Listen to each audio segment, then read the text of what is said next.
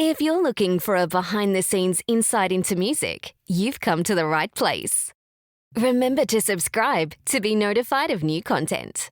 Hey, I'm Ellie D, and this all started back in 2016 when I was hosting Breakfast Community Radio. It was then that I realised my passion for Australian music, or rather supporting the Australian music community. I didn't know then that we were going to be hit with a pandemic, but look where we are now. It's 2022. I've got 5 amazingly talented Australian singer-songwriters that are going to be sharing with you over the next 5 episodes what their experience has been like as an Australian muso. This is Behind the Music with Ellie D.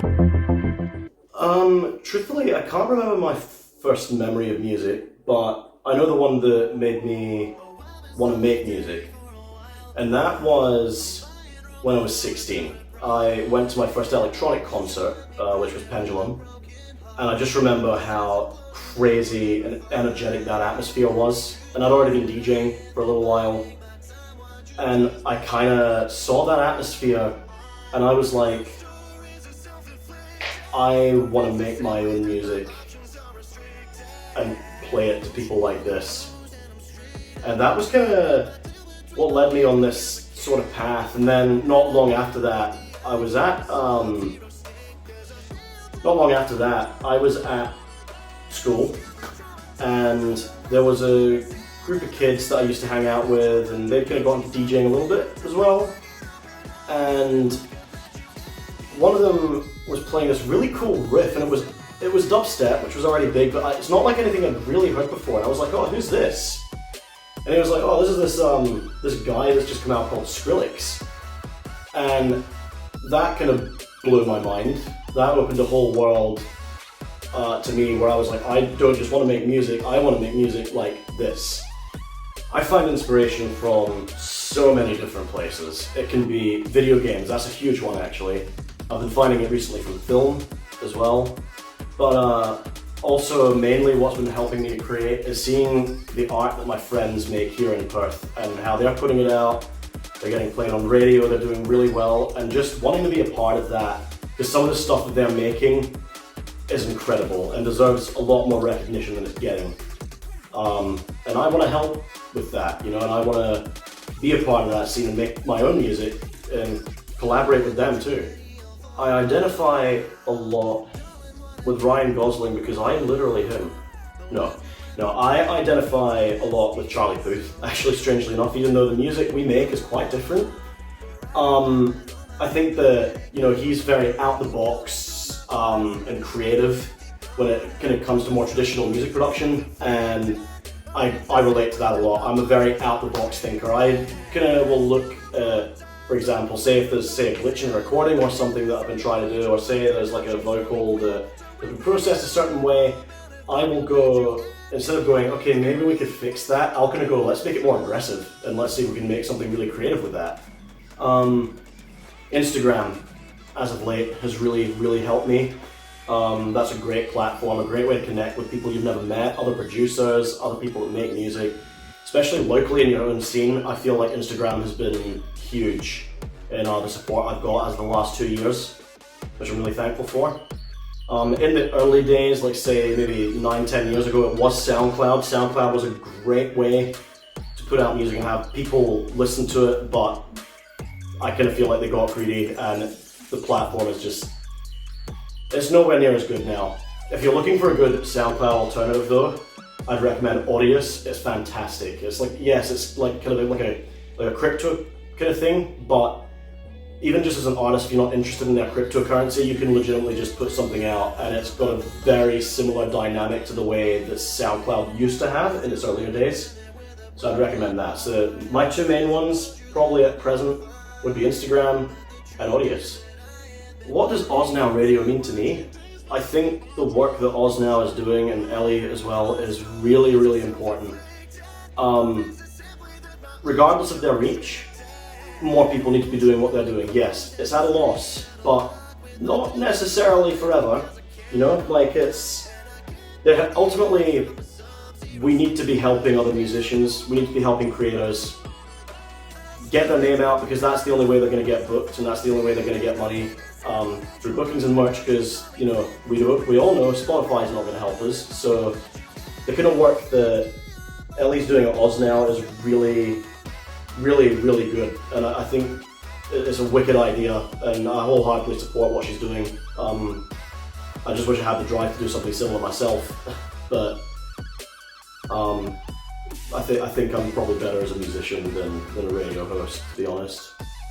Honestly, I would have to say keep going, and I know that's really lackluster and anticlimactic advice, but one of the things that really resonated with me was that usually was two things actually. One is that the amount of people, this was from a high-ranking professional, he said, the amount of people that create and just get nowhere, and then they were about to give up, and then they thought, look, I'll just put out one more thing, and then that thing blew up. The amount that happens is a lot more than you think, which ultimately leads to my second piece of advice, is that you're not big and you're not gonna be successful until you are. Because once that happens, then that makes all of the songs on Spotify that get less than 1,000 plays, all the money spent from your paycheck that you spent way too much on promotion just to get ultimately maybe 3 comments, one of which might be negative, it makes it worth it. Would actually sadly be probably from uni, and it's not my uni's fault, it's the industry itself is probably the greater villain, and it's a small nitpicky thing, but that's probably that your knowledge to use Pro Tools is the be all and end all, which is just so blatantly not true. I would use GarageBand before I use Pro Tools. That's how much I hate it. That's a personal opinion, obviously. That's not to, drag any producers' names through the mud who use Pro Tools, obviously, but you don't need to use Pro Tools to be a good producer. You just don't need that. The amount of producers, huge producers that have used FL Studio, even like Bombs Away used FL Studio, Avicii. Avicii used FL Studio. I think Porter Robinson did before he made the switch to Ableton. The amount is huge. You don't need Pro Tools to be a good musician. You just need. If you can make good music on your digital audio workstation, then why do you need to use Pro Tools? COVID impacted me because I kind of lost a couple of gigs because of it. But I understand that had to happen. And it's been kind of hard to get back into the swing of regular everyday life. I think that maybe COVID didn't quite affect me the way I expect. It maybe affected a lot of other artists in the aspect I kind of feel like I got a little bit more lazy, whereas I know that like a lot of artists took that as an opportunity to work more because they had no other distractions like their day job, for example. And so they just went all in on their craft, and I just kind of went, I'm gonna play video games, I guess. Where do I see myself in 3 years? Truthfully, I could not tell you. I think I'd like to be married in 3 years. I love my girlfriend and I think things are really good there, but ultimately, regarding my career, I couldn't tell you, honestly. I don't know where I'll be in 3 years, but I do know one thing for sure, regardless of whether I'm way bigger then or whether I'm smaller somehow. I do know in 3 years, I will still be making music. That I know.